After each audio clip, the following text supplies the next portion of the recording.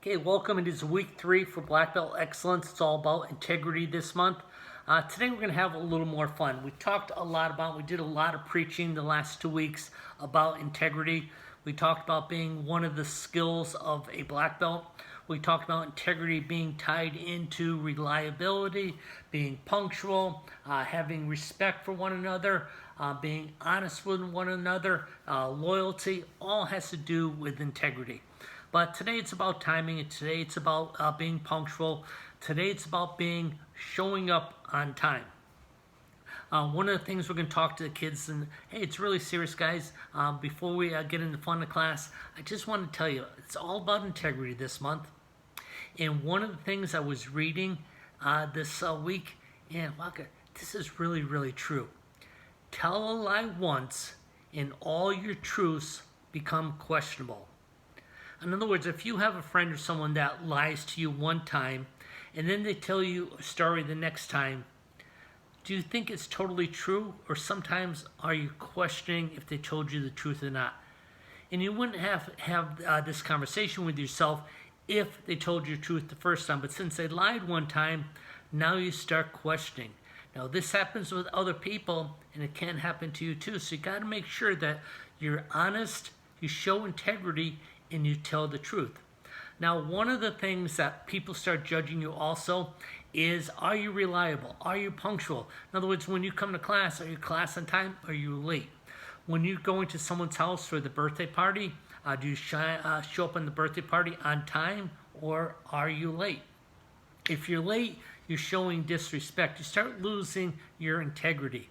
So it's really important that we're on time. Just like when you go to school. I know you're not going to school now because of this virus thing, but when you went to school, you showed respect and you showed commitment and made sure that when you got to school on time. Now, I know the teachers also had some rules about you coming in late. You're not allowed to come in late. But now we're going to start working on punctuality, being on time. One of the ways we do it here in martial arts, if it's more than 2 steps, we run. So now the kids should be memorizing this. So when you say more than 2 steps, the kids yell run. Hey, because if we had all these people in class, they said, let's go to this side of the room, and the people that are just 2 steps away, they're there right away. But if you're away on this side of the room and you take your time and you walk, it's taking time, what's happening with everyone else? We're disrespecting them. They could be practicing martial arts and starting their drills, but they have to wait for you. So what we want to do is, so doing more than 2 steps, we run. Hey, now we're going to practice running. So now you can do multiple things in class. I like to do shuttle runs. Shuttle runs is like if you take 3 things and you put them in front of the kids, and you say go, they have to run, get the first one, bring it back to the line, run, get the second thing, bring it back to the line, run, get the third thing, which is farthest away, bring it back. Then the next kid's got to replace them. So he runs up to the first spot, drops whatever it is off. I like to use hand pads because everyone has hand pads in the school. So if you start with 3 hand pads, maybe one 10 feet away, one 20 feet away, and one 30 feet away, the kid goes up, gets the one 10 feet away, runs back. Kid goes up, gets the second one, same kid, brings it back. He runs against the third one, which is farthest away, brings it back. Now the next kid in line, what he has to do is replace them. So he takes one pad, brings it 10 feet away, runs back, takes another pad, brings it 20 feet away, comes back, takes the third pad, brings it 30 feet away. Once he gets back, now the kids repeat. Now they're going to start going and collecting them. So shuttle runs are just a fun way of getting kids to go all out, especially if you're doing competition. And so you have maybe 4 kids going at the same time. So they're running, trying to beat the other kids. Next kid's in line, they're bringing it back. So there's a lot of friendly, fun competition to bring out the best in kids. But again, it's all about showing punctuality. Now, we do that through a fun drill like doing the shuttle run. But the lesson throughout the class is showing respect, gaining integrity, and we're gaining integrity by being punctual or being on time. So there's a lot of things this can fit into.